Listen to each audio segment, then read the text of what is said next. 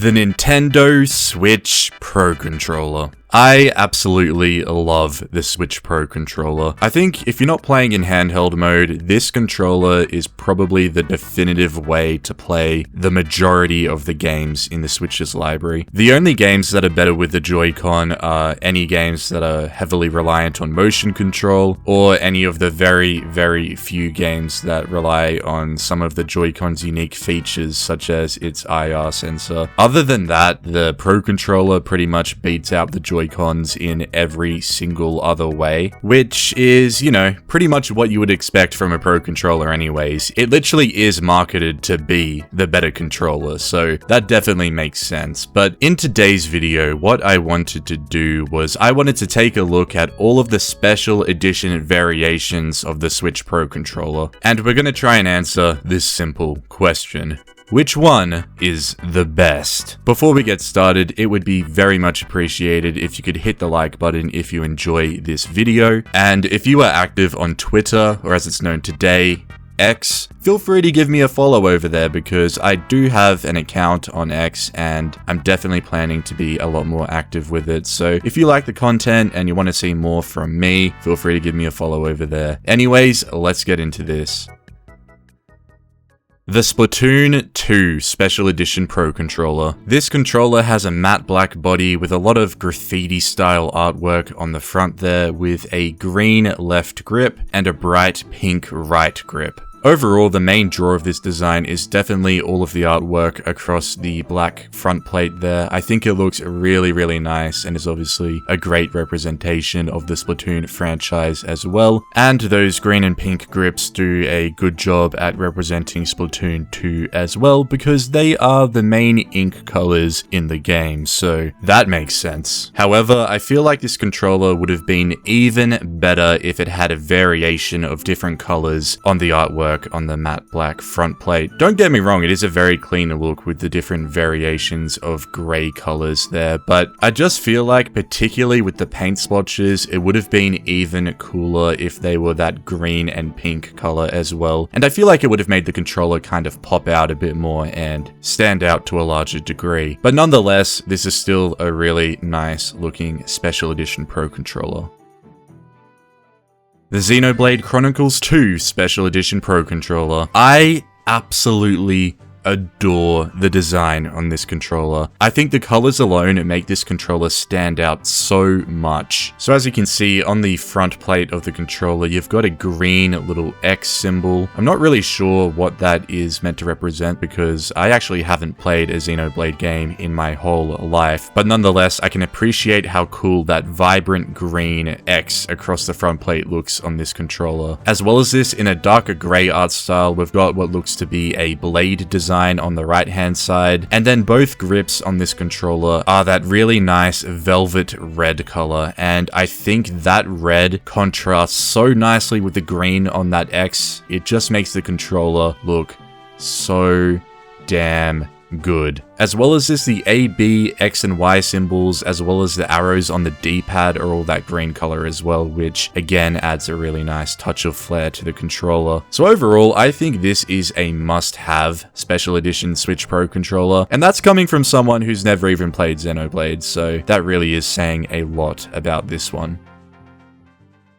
The Super Smash Bros. Ultimate Special Edition Pro Controller. This is such a clean looking Pro Controller. I really love the design of it. It's simple, but it's effective. On the front plate, we've just got a massive Smash Ball logo plastered on the front there, and then the two grips are just white, and that is literally it for this controller. It's a simple design, but I don't know, it just looks so clean and so elegant in my opinion. And honestly, just taking a closer look at it, I think the major reason for this has to be the white grips, because I'm just imagining what this controller would have looked like if it just had the standard grey grips. And I think if it was like that, the Smash Ball wouldn't really stand out anywhere near as much as it does with the white grips. I don't know if that's just me, but that's kind of the vibe I'm getting from this. I think the white grips just kind of tie into the Smash Ball logo really well, and it ultimately leads to the overall design of this controller just looking really premium. The Monster Hunter Rise Special Edition Pro Controller. This Special Edition Pro Controller has a gold design of a monster on the right hand side there. It pretty much just looks like a gold dragon, which is pretty cool in my opinion. And then on the left joystick, it's got those gold and black arrows across it, which I guess is just meant to represent like a compass. I'm not really sure exactly what relevance that has to the game itself, because newsflash, I also haven't played this one, but I'm guessing it either references something directly in the game or is just kind of meant to symbolize the exploration aspect of the game, but I'm not really sure on that one. And other than those two things, there's really nothing else too different about this controller. Both of the grips are just the standard gray color, so yeah, that's just about it for this one. The Monster Hunter Rise Sunbreak Special Edition Pro Controller. So this controller came out alongside the Sunbreak expansion pack for the original Monster Hunter Rise game, and as you can see here, it's got a really cool encompassing silver design of a monster, which pretty much takes up 3/4 of the whole front plate there. And I'm not gonna lie, I think the silver design of the monster on this controller looks way better than the gold design we just looked at on the previous controller. So I think this one's pretty cool, but alongside that, you've got some little black outlines across the top there. I'm not really sure exactly what they're meant to be, but to my eyes, they kind of just look like little mini dragons or something. But I don't know, I'm sure someone who's actually played the game can let me know in the comments down below for that one. Either way, I think this controller looks sick. The Splatoon 3 Special Edition Pro Controller. Okay, I'm not gonna lie, I've got a bit of a bone to pick with this one because it is just so similar to the Splatoon 2 Special Edition Pro Controller. Here they are side by side, and as you can see, the biggest difference with these controllers is the design of the grips. The Splatoon 3 controller has that bluish purple color on the left grip and the bright yellow color on the right versus the green and pink from the Splatoon 2 controller. But other than that, the artwork on the main body of the controller is just way too similar. Like, I understand that the actual designs are different, but when you just look at them both from a distance, they just look the same. And I think that's a little bit lame. It would have been way cooler for the Splatoon 3 controller to kind of take its own path and go in a different direction rather than just rehashing what the Splatoon 2 controller did, but with symbols from Splatoon 3. So that's kind of my opinion on this controller. I think when you look at it in isolation, it looks really good, but when you consider what came before with the Splatoon 2 design, it just, you know, it's a little bit lame.